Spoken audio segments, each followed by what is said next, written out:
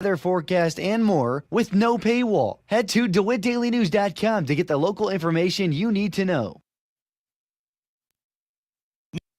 News time is 8 minutes after 8 o'clock on this Thursday.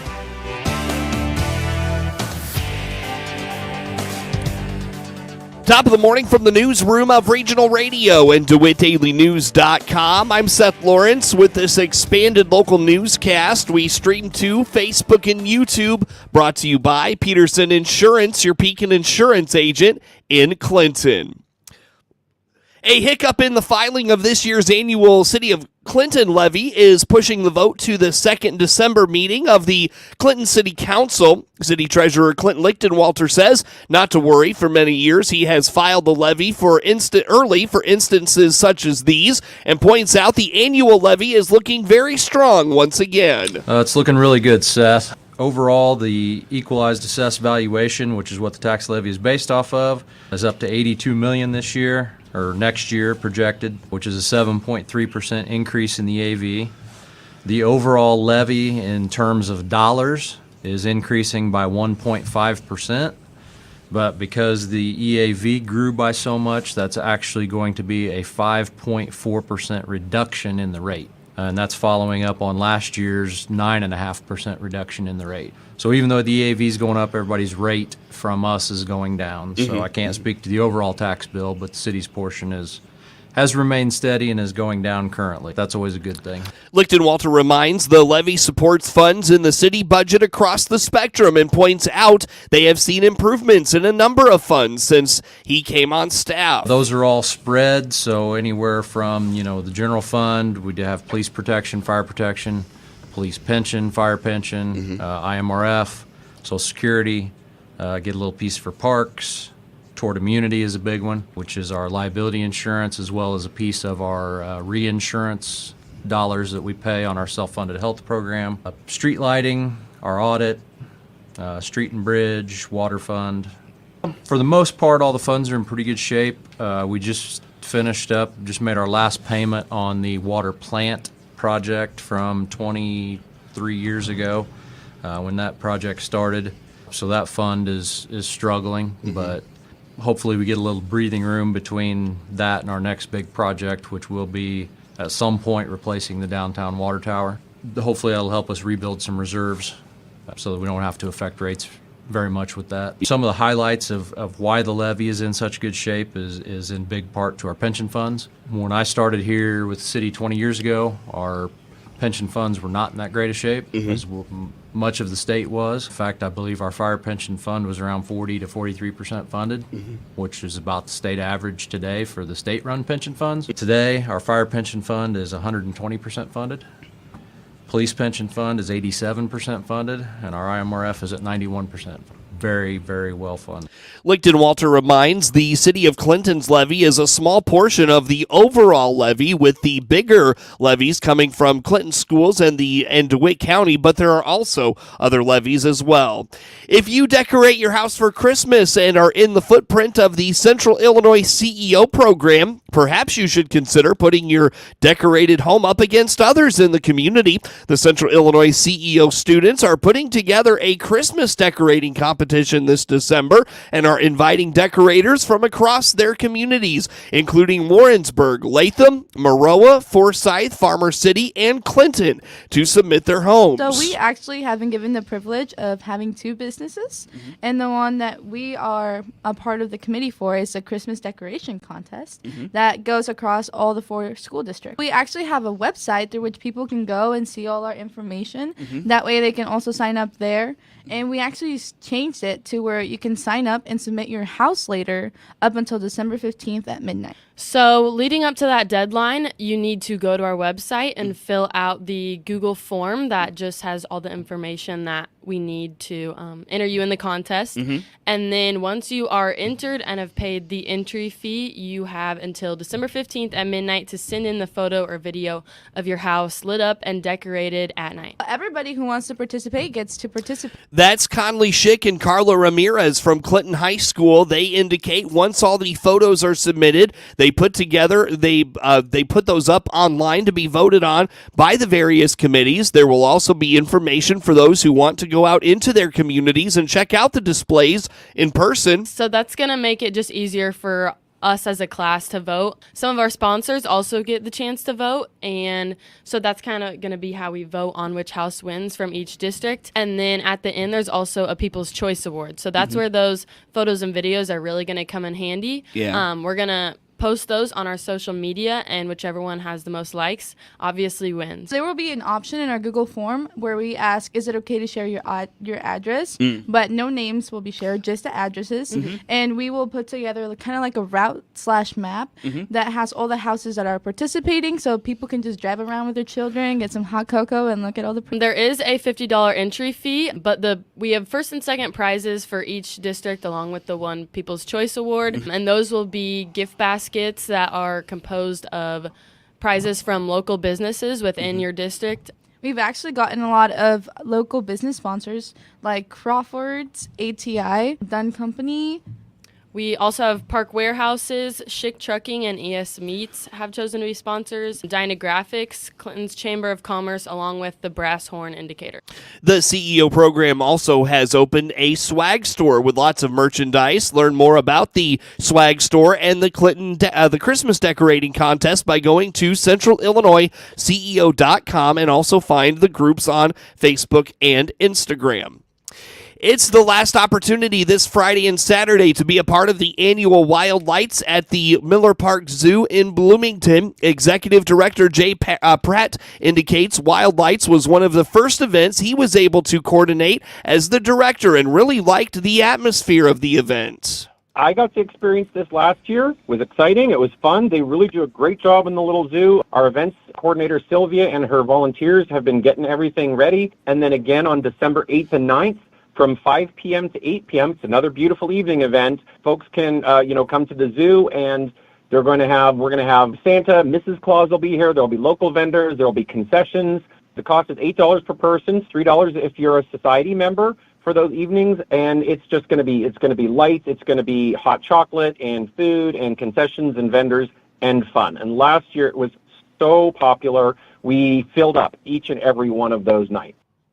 Wild Lights offers several activities for kids, and the zoo is decorated for the season. All of the decorations for the most part are inside the zoo, all along the pathways. The society board members will come in and they'll actually help and pick specific habitats that they'll decorate the outside of. And then we do set up. We set up crafts. We set up food. There will be vendors. All of that will actually be inside the zoo. The buildings will be open. Katofer won't yet, but the zoo lab. So everything, is kind of open and ready for folks to come in that night. Actually, in the first night, the first weekend, December 1st and 2nd, Bridgestone is actually sponsoring free hot chocolate for all guests on top of everything else. So. While some of the collection will be put up because of the winter time, Pratt says the evening is a great atmosphere to be in the zoo as it offers something different. So it's funny because I've been doing this for 30-something years.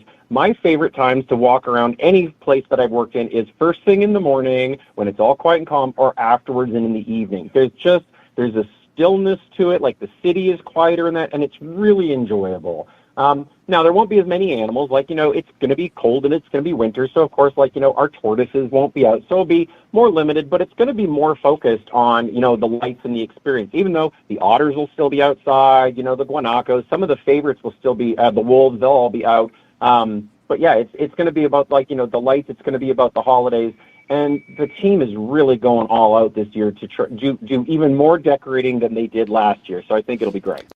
Tickets are available at millerparkzoo.org or find ticket information on Facebook. Pratt notes you can walk up the nights of the event and purchase tickets at the gates. The Illinois Farm Bureau delegate body takes up the issue of property rights at this year's annual meeting. The subject matter involved both CO2 pipeline and wind and solar. Well, over the last year, there's been a lot of discussion and issues out there about CO2 pipelines in particular. Of course, current state law states that the Illinois Commerce Commission can grant a permit for a a CO2 pipeline to go in, and if they grant that permit, they automatically get eminent domain. And our members don't feel that that's very fair. Kevin Semlo serves as the Illinois Farm Bureau Executive Director of Governmental Affairs and Commodities. Get news anytime from your computer or mobile device at DeWittDailyNews.com. Hi, John Groves, meat manager here from Clinton Save-A-Lot. As we celebrate the Christmas season, we all hope the holiday season and the new year is filled with good friends, good times, good health, and good cheer. There is no better time than this holiday season to say thank you. From Mark Donovan, bread manager, and all of us at Save-A-Lot in Clinton, thank you for your friendship and support during this year.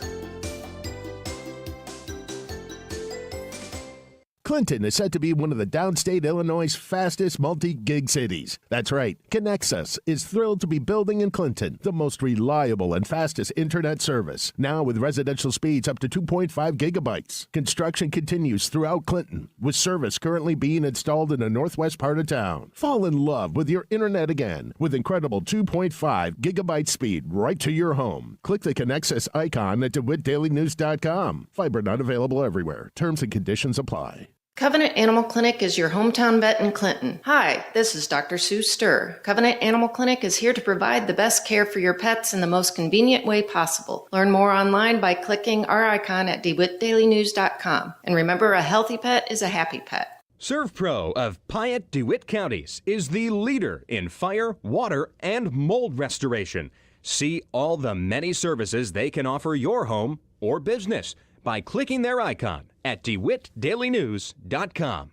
DeWitt County's #1 source for local news is on the air and online 24 hours a day. The latest local news stories are heard every hour on Central Illinois' news station, the Big 1520 AM and 92.3 FM WHOW. Stream live at DeWittDailyNews.com. They're also heard every hour on the station that's your easy choice, 95.9 FM WEZC. And to read the latest local news on your electronic device, including tablets, iPhones, and smartphones, go to DeWittDailyNews.com. DeWitt County's #1 source for local news is on the air, online, 24 hours a day. With SRN Sports, I'm Michael Harrington. We'll start in the NBA, where Joel Embiid lit up the Wizards for 50 points last night as the Sixers earn a 131-126 victory.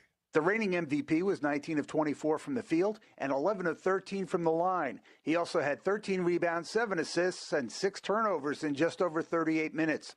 Tyrese Maxey contributed 26 points and 7 assists in a game that featured 22 lead changes and 13 ties. Tyus Jones led the Wizards with 20 points. That's correspondent Dave Ferry. Elsewhere yesterday, the Heat topped Toronto 112-103. It was Golden State over the Trailblazers 110-106. Clippers 111, Denver 102. Dallas mastered Utah 147-97, while the Bulls beat Charlotte 111-100. Rockets 110, Thunder 101, Brooklyn beat Atlanta 114-113. This is SRN Sports. Couple other NBA scores for you. Minnesota beat the Spurs 102-94. It was the Cavaliers over the Magic 121-111. Grizzlies 116, Pistons 102. In the National Hockey League yesterday, the Lightning beat Pittsburgh 3-1. It was Florida 5, Dallas 4. Vegas and Edmonton also winners.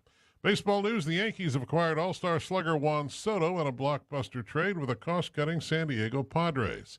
San Diego received right-handed pitchers Michael King, Johnny Brito, Randy Vasquez, Drew Thorpe, and catcher Kyle Higashioka.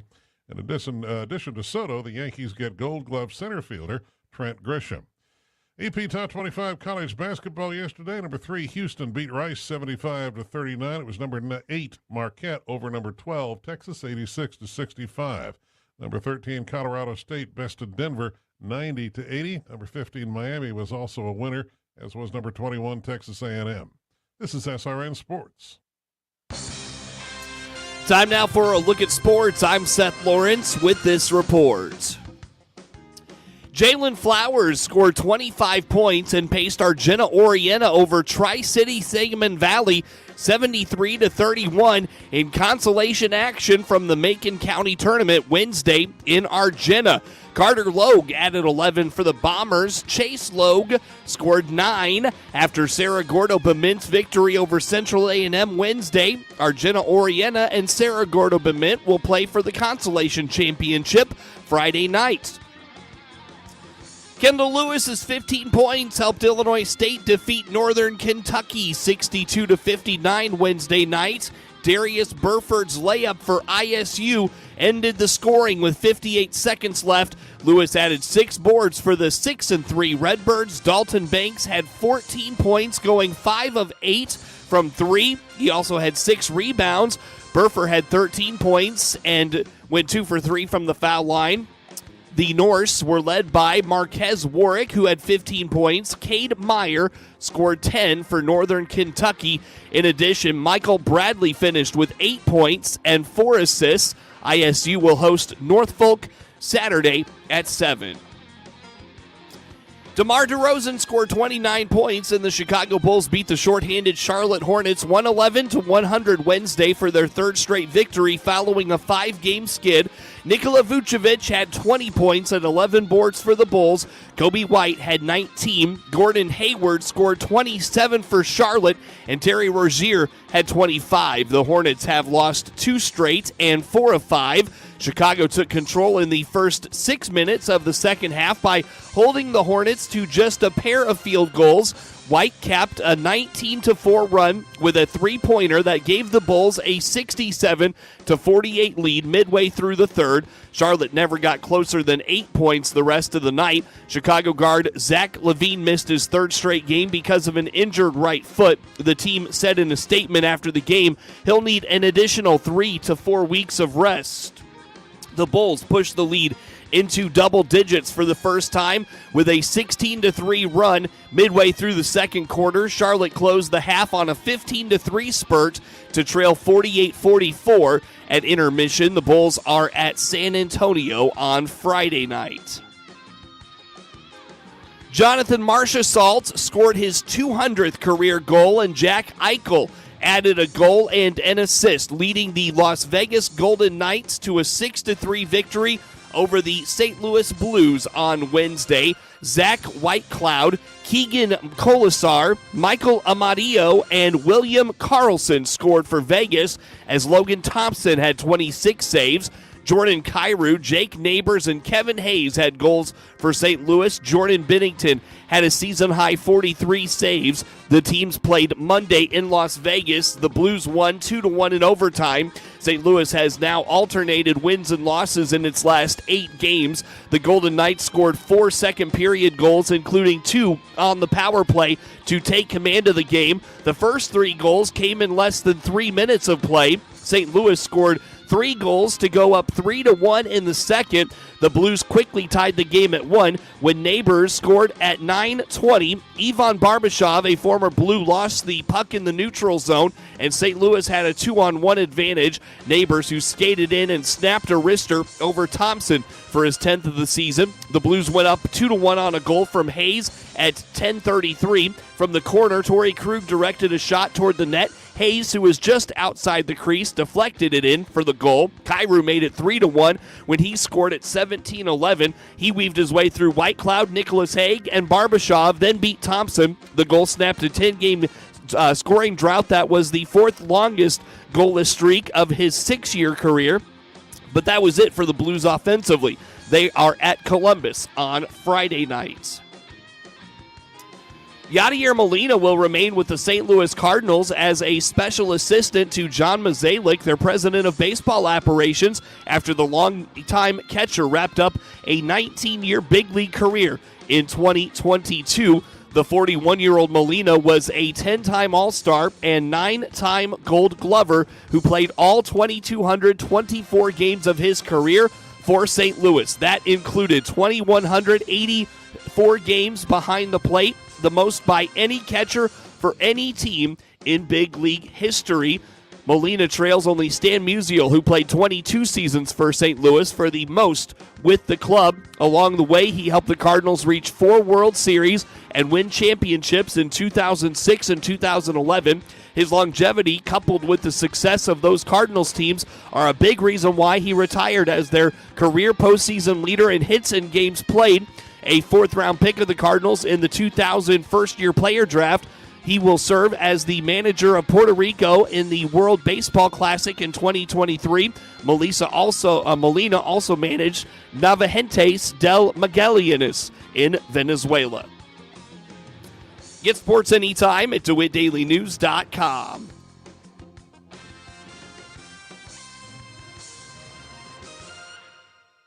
How much fun is your job? When was the last time you jumped out of bed before the alarm and got to work early? Do the folks around your office laugh enough? When you get a win, does everyone on the team celebrate your success? Does solving creative problems give you a thrill? We know that thrill. And if you want more of it, we want to hear from you. We work with local business to increase revenue and grow the bottom line. We do it by creating smart, creative advertising on air, online, and on smartphones. Every day, the Miller Media Group team comes to work and does a job that makes things better for our listener, our client, and our community. We also believe in the importance of a balance of work and life. We believe